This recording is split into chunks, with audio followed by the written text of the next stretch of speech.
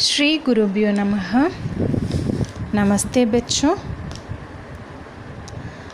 पहले की कक्षा में हमने भारत की खोज पुस्तक से भारत की विविधता और एकता विषय के बारे में जानकारी प्राप्त की। तो आइए आज हम पाठ से कुछ प्रश्नोत्तर देखने वाले हैं। उसके पहले बच्चों, यह भारत क्या है? सभी को मालूम हुआ कि भारत एक प्राचीन देश है जहाँ पर मानव सभ्यता का विकास हज़ारों वर्षों पहले शुरू हो चुका था। हड़प्पा यानी हड़प्पा सभ्यता जो विश्व की प्राचीनतम सभ्यताओं में से एक है। इसका विकास इसी भारत भूमि पर हुआ था। इस तरह से हम कह सकते हैं भारत सभ्यता का प्रतीक है। भारत ने अपने इतिहास में अनेकों उतार चढ़ाव देखे हैं। मध्यकालीन युग में कुछ ऐसा हुआ कि भारतीयों की रचनात्मकता समाप्त हो गई। वे बाहरी दुनिया में होने वाली गतिविधियों से मुँह मोड़ने लगे। बच्चों, इसी कारण से भारत कहीं न कहीं पिछड़ता चला गया, जिसकी परिणति अंग्रेज़ों के हाथों गुलामी के रूप में हुई।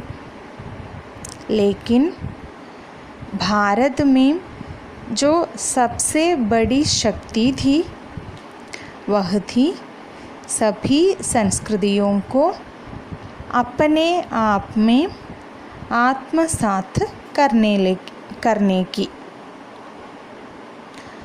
आज भारत में ढेर सारी समस्याएं हैं, लेकिन लोग अभी भी नई तकनीकी और नए बदलावों को अपनाने में पीछे नहीं हटते हैं।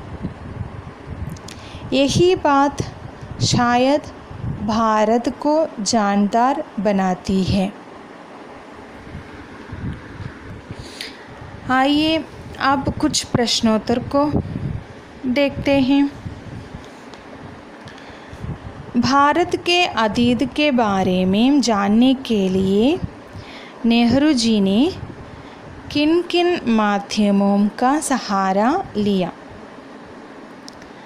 भारत के अतीत के बारे में जानने के लिए नेहरू जी ने किन किन माध्यमों का सहारा लिया?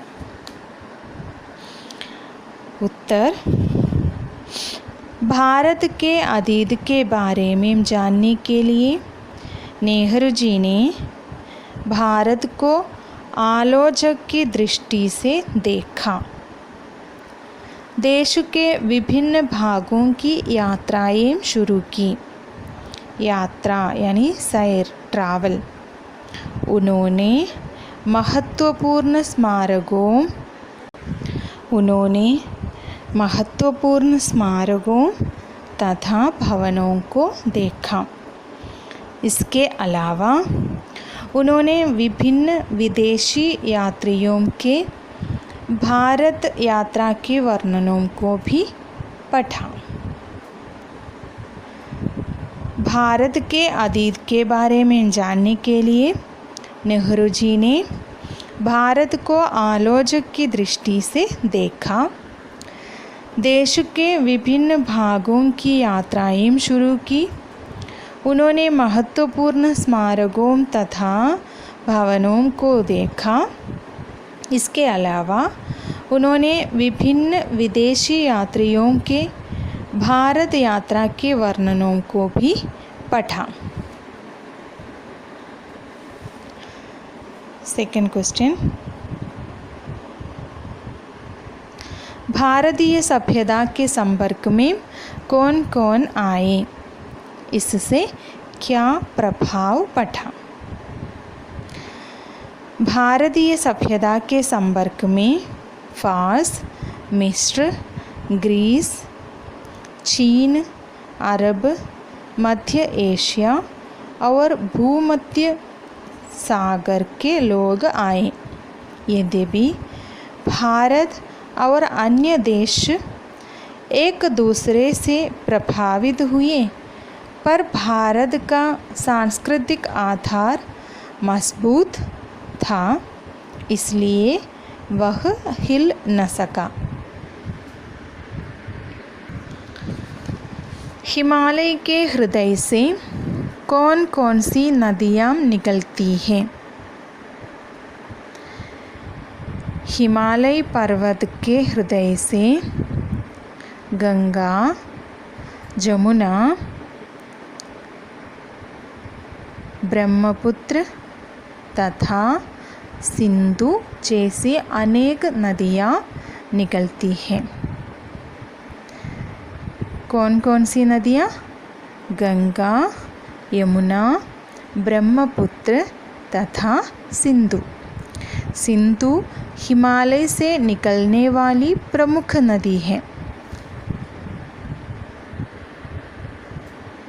इसी के आधार पर भारत का नाम इंडिया या हिंदुस्तान पड़ा।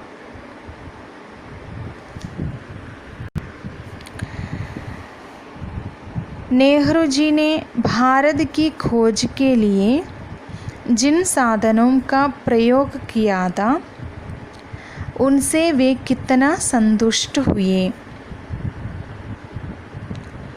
नेहरू जी ने भारत की खोज के लिए भारतीय एवं विदेशी यात्रियों द्वारा भारत पर लिखी गई पुस्तकों, प्राचीन स्मारकों, विभिन्न भागों की यात्राओं तथा प्राचीन सांस्कृतिक उपलब्धियों को आधार बनाया, पर वे इससे पूर्णतया सहमत न हुए।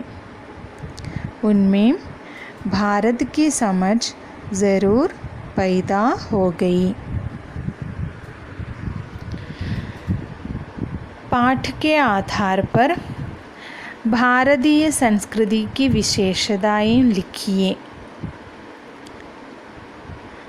इससे भारतीय संस्कृति के बारे में पता चलता है कि भारतीय संस्कृति अत्यंत पुरानी है। इसमें समय समय पर कुछ बदलाव अवश्य हुए हैं, पर इसका स्वरूप नष्ट नहीं हुआ। यह पुराने विचारों के साथ साथ नए विचार आत्मसात करने में सक्षम है। भारत की विविधता में एकता के दर्शन किस तरह होते हैं?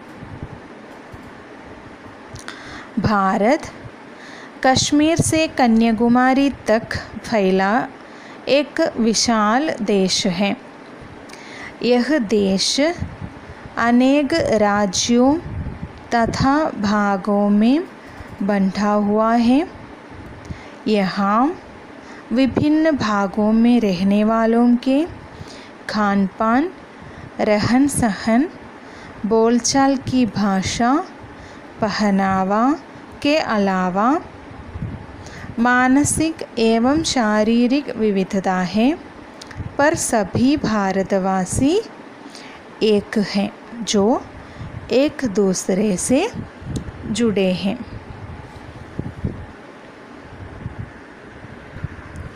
नेहरू जी के व्यक्तित्व से आपको क्या शिक्षा मिलती है?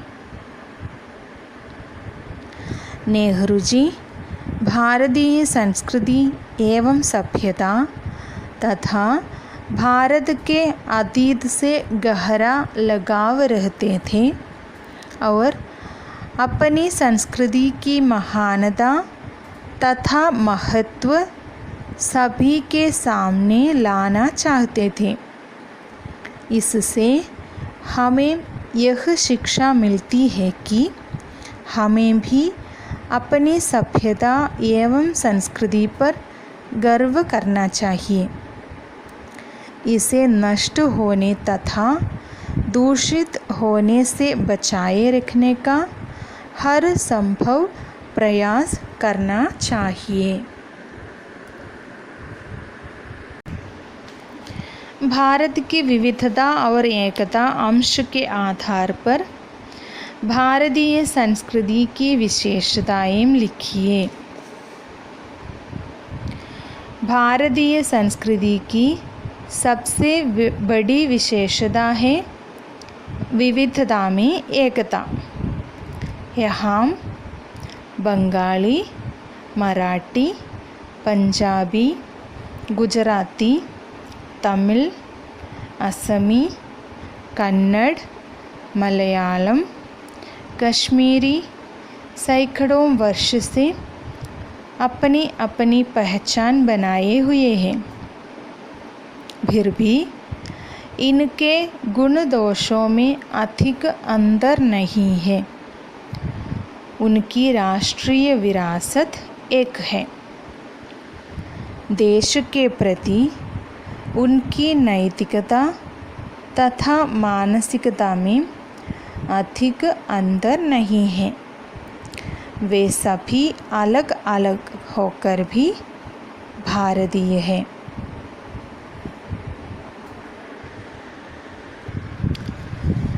नेहरू जी ने कहा कि मेरे ख्याल से हम सबके मन में अपनी मातृभूमि की अलग अलग तस्वीरें हैं और कोई दो आदमी बिल्कुल एक जैसा नहीं सोच सकते। अब आप बताइए कि आपके मन में अपनी मातृभूमि को कैसी तस्वीर है?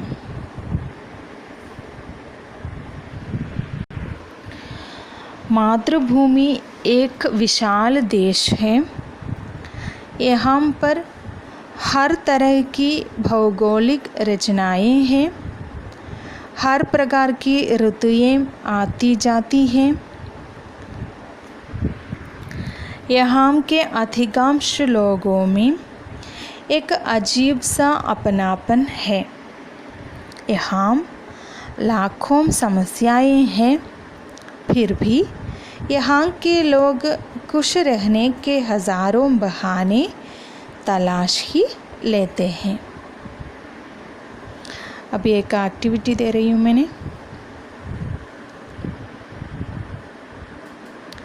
अपने साथियों से चर्चा करके पता करो कि उनकी मातृभूमि की तस्वीर कैसी है। आपकी और उनकी तस्वीर में क्या समानताएं और भिन्नताएं हैं। क्वेश्चन ये है, अपने साथियों से चर्चा करके पता करो कि उनकी मातृभूमि की तस्वीर कैसी है। आपकी और उनकी तस्वीर में क्या समानताएं हैं और क्या भिन्नताएं हैं, इसके बारे में लिखिए। धन्यवाद बच्चों।